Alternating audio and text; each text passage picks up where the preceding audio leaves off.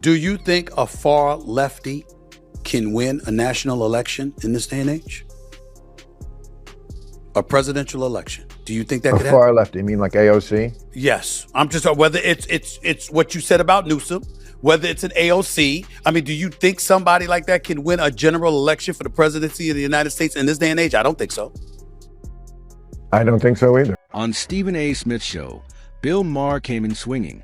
He ripped into the woke mob, Hollywood elites, and Democrats, calling them out for hiding inside an echo chamber instead of facing reality head on. To me, the Democratic Party is a ghost brand. You know what a ghost brand is? It's like Sears or, General Electric. It's still a company, Abercrombie and Fitch, but they've really fallen on hard times. Yeah. But they've been around for a long time. So there is value in, it's an asset, right? Because there are still people who know of the company, and if you could have somebody take it over, who's not sentimental about that company and, relaunch it, rebrand it. But it would have to be somebody who is unapologetic about calling them out. People have lost faith in the Democratic Party for very good reason. With sharp precision, he blasted the Democratic National Committee, pointing out what he sees as glaring flaws in their strategy to take back the White House. Maher didn't pull a single punch. His critique was as unfiltered as it gets. Let's break down what happened. Right now, I got to get to my next guest. Oh, he's an actor, a comedian, a producer, a writer, and host of the hit HBO political talk show, Real Time with Bill Maher. The one and only Bill Maher is with me right now. What's going on, Big Time? How are you, sir? How's everything? I'm not an actor. Well, Don't ever call me an actor. I apologize. I'm the opposite of an actor, like you. Actors are avoiding the truth and playing parts. We're real and telling what's real. Well, thank you so much. I appreciate I correct myself. Thank you for the reminder. He tore into Hollywood, accusing entertainment elites of burying their heads in the sand and dodging reality. Then he shifted to politicians, slamming them for acting more like performers than true leaders. His words carried weight. No sugarcoating, no safe passes. And before revealing which party he was zeroing in on, Stephen A. Smith asked Maher about Jimmy Kimmel's return to late-night TV.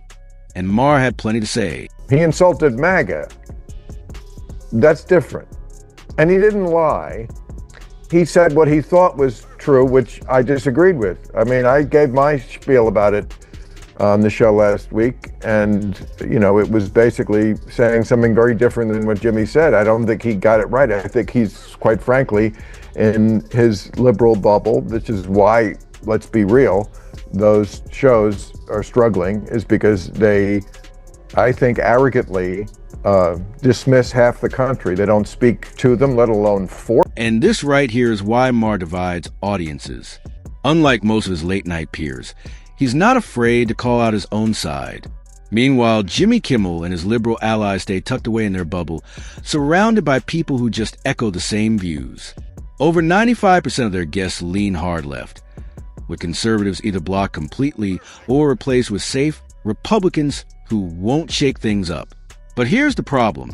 That formula is failing. By cutting off half the country, they've drained all the unpredictability and authenticity that once made late night worth watching. Problem. And in the liberal bubble, it had to be someone who was also MAGA, who shot a MAGA guy. My piece was just about how you can't even try to make sense politically of a lot of these people who committed these political atrocities, because they're just crazy, and it's. I wish it was politics. That would make it a lot easier. It's actually nihilism. They don't believe in anything. Maher went further, exposing the mindset of many liberals. To them, conservatives are backward, ignorant, and incapable of compassion. MAGA supporters, in their view, are brainwashed zealots who can't use common sense or be trusted in any real debate. That's the caricature they cling to. So when Jimmy Kimmel rushed to slap the MAGA label on a suspect, it wasn't about facts. It was about reinforcing that stereotype. Maher tore that hypocrisy apart with brutal clarity. They're all over the map politically. They just want you to hurt like I do. And that's where that was. Jimmy had a different take. He's allowed to have a different take. He's allowed to be wrong. So, some of this stuff gets put out there and then it becomes like the narrative. He lied. He didn't lie. His take was just wrong, in my view. And he didn't insult the person that they were worried about getting insulted. And on that score, yes, I mean, I've been always clear about what I think about there's no quarter for people who forgive any kind of political violence. Once you start with, yeah, but what he said was terrible. I don't care. Irrelevant if you think whatever you think of it. We don't each other in this country. Maher then circled back to one of his core principles: free speech. He made it crystal clear no one should be silenced, canceled, or erased for having a different opinion. America was built on debate, on clashing ideas, and on the right to disagree without fear. He argued that democracy thrives on opposing viewpoints. Strip that away, and you strip away the very heart of what America stands for. How do you feel about Trump's reaction to Jimmy Kimmel being pulled off the air?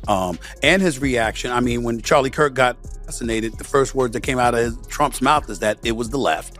And obviously, when Jimmy Kimmel said what he said, Trump wanted him pulled off the air, even though it was the FCC chairman that really went about the business of making threats along those lines. What were your thoughts about all of that? And then came Trump. Maher noted that love him or hate him, Trump doesn't act like he's putting on a show. There's no mask, no polished performance. What you see is what you get. That raw authenticity is exactly why his supporters stay fiercely loyal. They believe he isn't pandering to Washington insiders or Hollywood elites. Unsurprised? I mean, come on, Donald Trump's been on the stage a long time. You always know he's going to go 100 miles an hour in that direction. He is an actor who commits to the part. Man, does he talk about actors, as long as we're on that. The left, by contrast, often pushes polished politicians and media darlings who rely on stage theatrics. Their speeches sound scripted, safe, and hollow. Maher's point hit hard. Trump may be deeply flawed, but at least he feels authentic. In today's political circus, authenticity is rare. And ironically, now it's the left that's suddenly shouting about free speech. But I will ask you this. When you look at Trump and some of the things that he says, what are you more concerned about in this day and age, Bill? Is it how the right feeds off of what he says, or is it how the left reacts to what he says? What has you more concerned at this particular moment in time as we just purview the landscape, look at our country and the state of affairs that's going on around here? But here's the catch. It's only because they're out of power. When they control the narrative, censorship didn't seem to bother them. Silencing opposing voices was part of the game.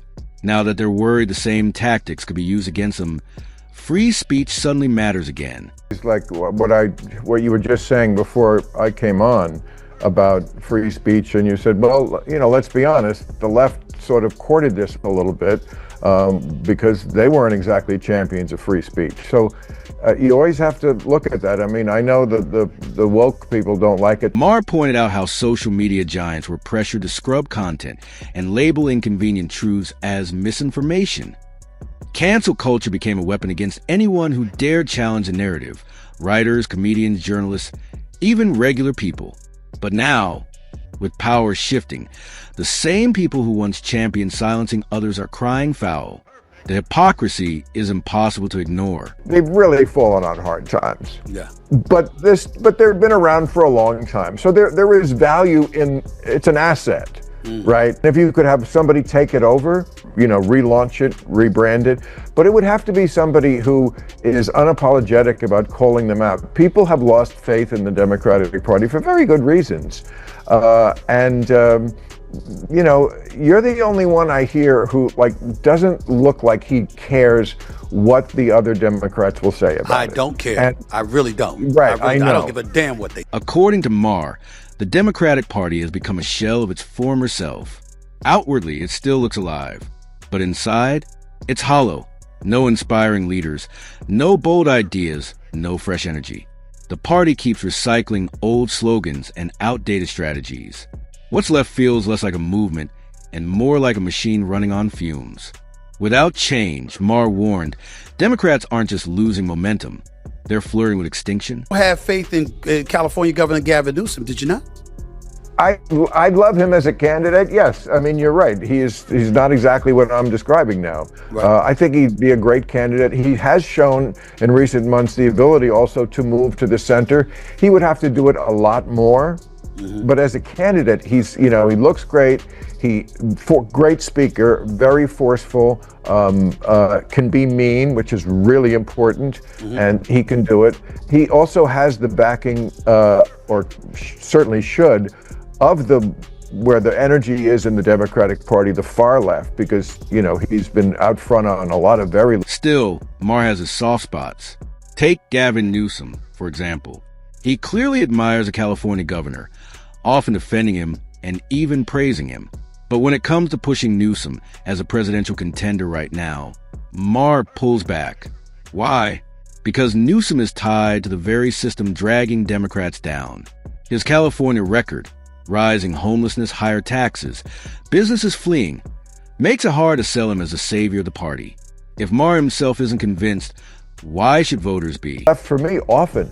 But it is encouraging to see that in at least 3 places I can think of, he has moved it back to the center. But he's got a long way to go if he wants to do that. Do you think a far lefty can win a national election in this day and age?